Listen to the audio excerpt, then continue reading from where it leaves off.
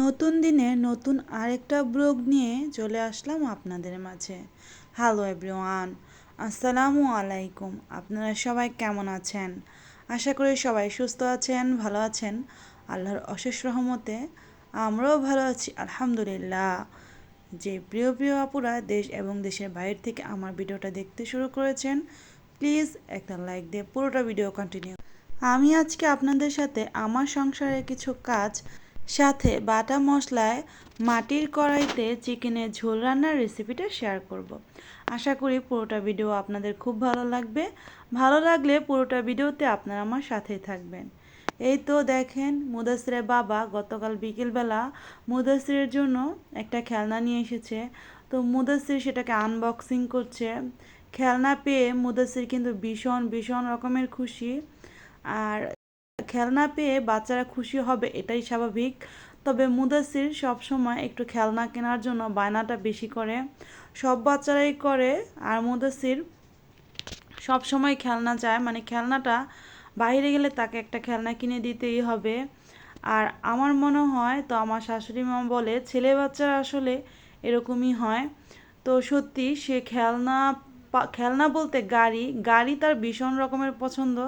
এই তো দেখছেন এই গাড়িটা কয়েকদিন আগে তার বাবাকে সে কিনে আনতে বলেছিল।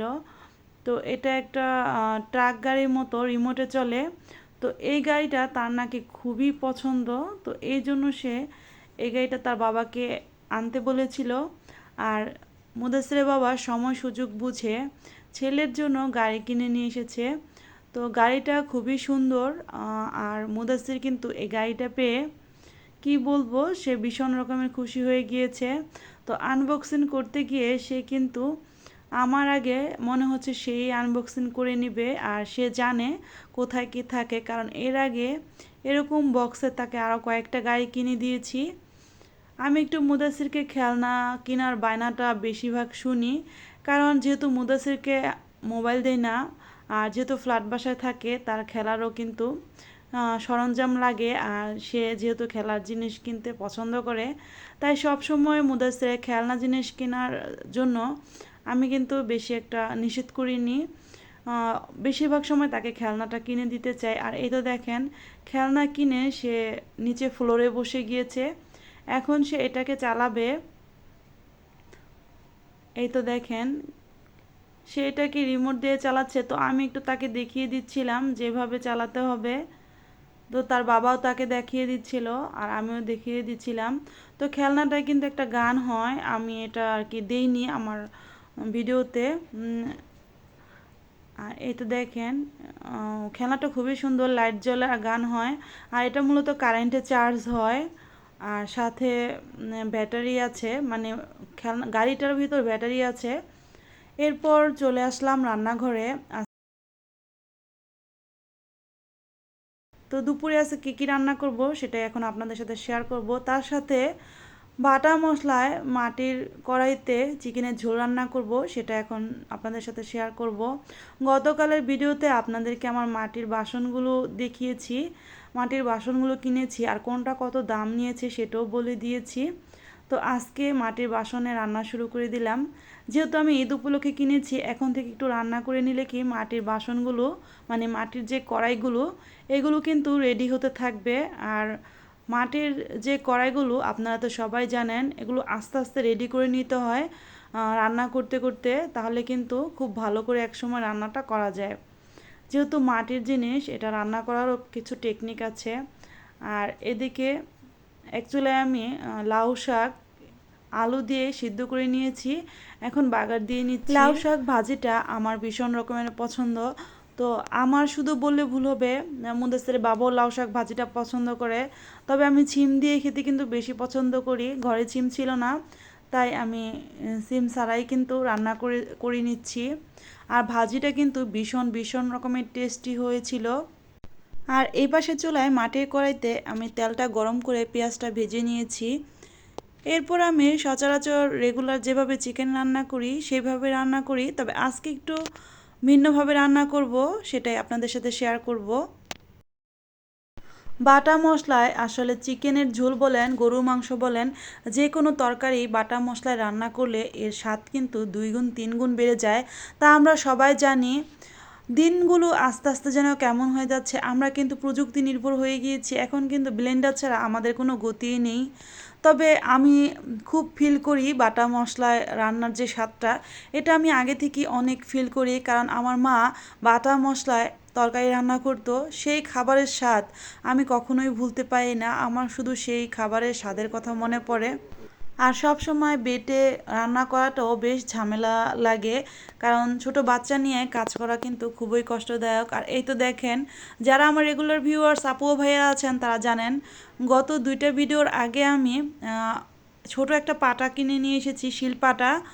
আর সাথে একটা মাছ ধোয়ার বড় একটা নিয়ে এসেছিলাম, মালসা বলেন আর যেটাই বলেন।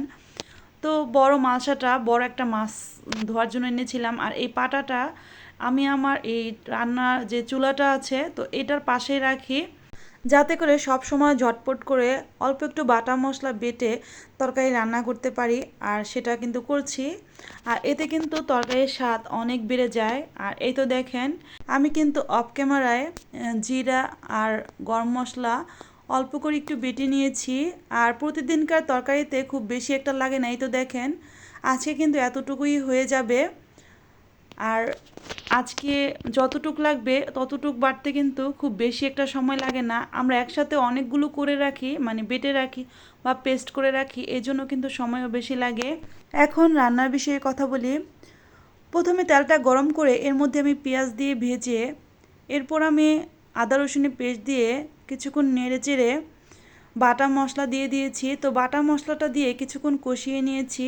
তো পাটায় যে মশলাটা ছিল সেটা আমি একটু পানি দিয়ে উঠিয়ে নিয়েছি, আর সেটা দিয়ে দিলাম।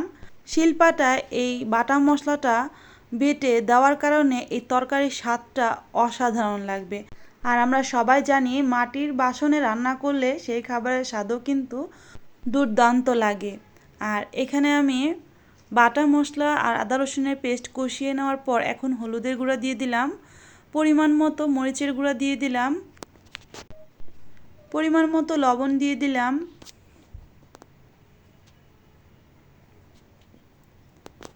মশলাটাকে এখন কিছুক্ষণ লাগিয়ে কষিয়ে নিব।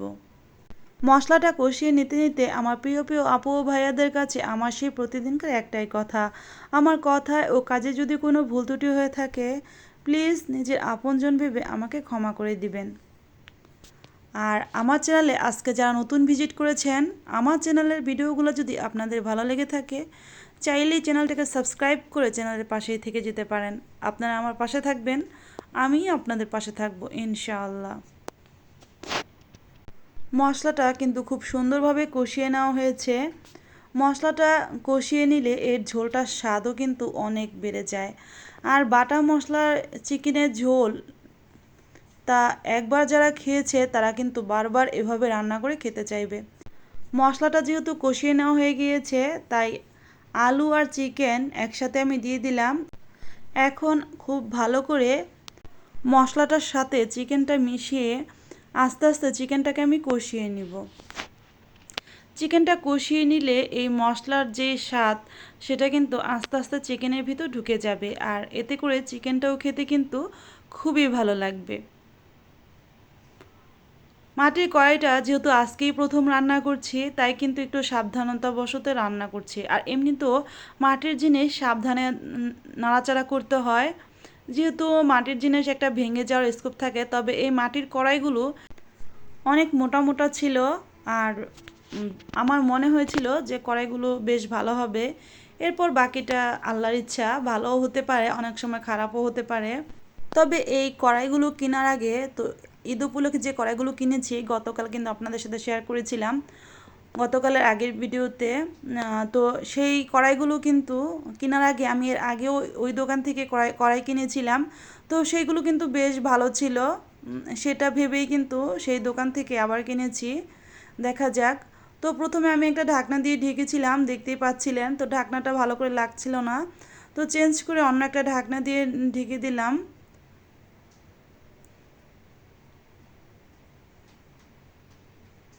এই তো চিকেনটা কিন্তু খুব সুন্দর কষিয়ে নেওয়া হয়েছে। আর দেখেন চিকেনের কালারটা কিন্তু খুবই সুন্দর আসছে।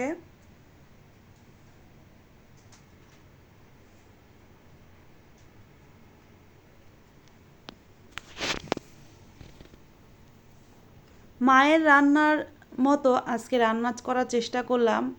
মা চিকেন রান্নাটা এতটা স্বাদ করে রান্না করতো, সেই স্বাদের কথা আমি কখনোই ভুলতে পারি না। আমরা মেয়েরা আমাদের বেশিরভাগ কাজ কিন্তু মায়েদের কাছ থেকে শিখে থাকি, কারণ আমরা মায়ের কাছাকাছি বেশিরভাগ থাকি আর মা রান্না বান্না করে সেগুলো কিন্তু আমরা বেশ এনজয় করি, আর এভাবেই কিন্তু আমাদের শেখাটা হয়। তবে অনেকেই কিন্তু রান্নাবান্না শ্বশুরবাড়ি গিয়েও শিখে, তবে আমি রান্নাবান্না আমার মায়ের কাছে শিখেছি, আর বাকিটা আমি নিজে নিজেই শিখেছি। আমার শাশুড়ি যেহেতু অসুস্থ, সে রান্না করে না, আমার জাই রান্না করে। রান্না করতে করতে অনেক কথা আপনাদের সাথে শেয়ার করলাম, রান্নার বিষয়ে কথা, কিছু নিজেরও কথা। আর আপনারা যেহেতু আমার পরিবারের অংশ, তাই আপনাদের সাথে তো শেয়ার করবই। আর এই তো দেখেন চিকেনটা কিন্তু খুব ভালো করে কষিয়ে নেওয়া হয়ে গিয়েছে। ঢাকনা দিয়ে ঢেকে আমি আরও কিছুক্ষণ কষিয়ে নিলাম, যেহেতু আলুগুলো একটু বড় করে দিয়েছি, এটা সিদ্ধ হওয়ার একটা ব্যাপার আছে। আর ওইদিকে আমার কিন্তু শাকভাজি একদম হয়ে গিয়েছে, একটু ঝাল ঝাল করে শাকভাজি করেছি।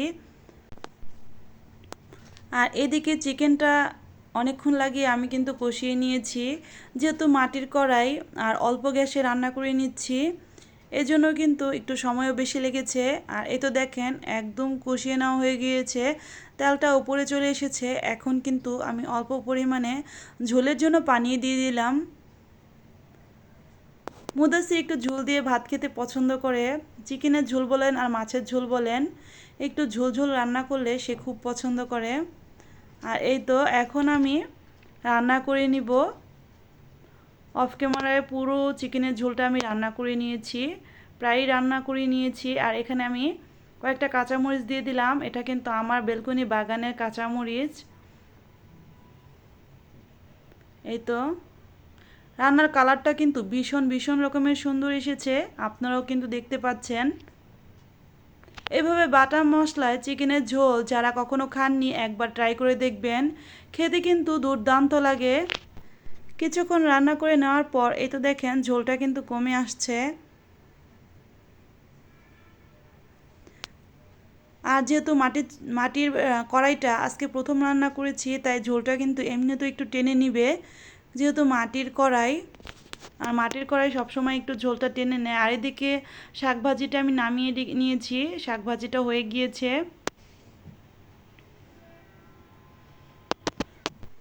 কিছুক্ষণ আমি অফ ক্যামেরায় রান্না করে নিয়েছি, তো চিকেনের ঝোলটা কিন্তু হয়ে গিয়েছে। তো ঢাকনা উঠিয়ে দেখলাম চিকেনের ঝোল রান্না করা কিন্তু কমপ্লিট।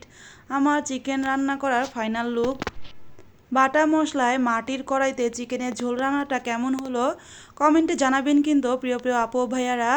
তো এই তো দেখেন কতটা লোভনীয় হয়েছে। আপনাদের সাথে বকবক করতে করতে আমি ভিডিও শেষ প্রান্তে চলে এসেছি। সবাই ভালো থাকবেন, সুস্থ থাকবেন, 5 ওয়াক্ত নামাজ আদায় করবেন, আমাদের জন্য দোয়া করবেন, আমরাও আপনাদের জন্য অনেক অনেক দোয়া করব। আসসালামু আলাইকুম, আল্লাহ হাফেজ।